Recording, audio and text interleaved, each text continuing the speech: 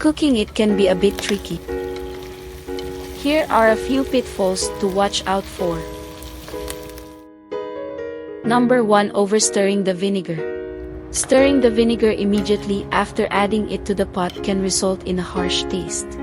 Let the vinegar simmer uncovered to mellow out its flavor.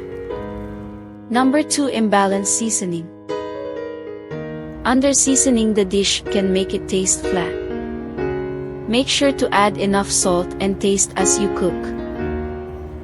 And number 3. Rushing the cooking process. Adobong Puti benefits from slow cooking. Give it time to let the flavors develop and the meat to tenderize properly. If you watch out for these common mistakes, you'll be able to make a delicious Adobong Puti that you can be proud of. When cooked properly, Adobong Puti has a deliciously savory and tangy taste with tender and flavorful meat. If you're cooking Adobong Puti, make sure to give the meat enough time to marinate and cook slowly to achieve that tender texture and robust flavor.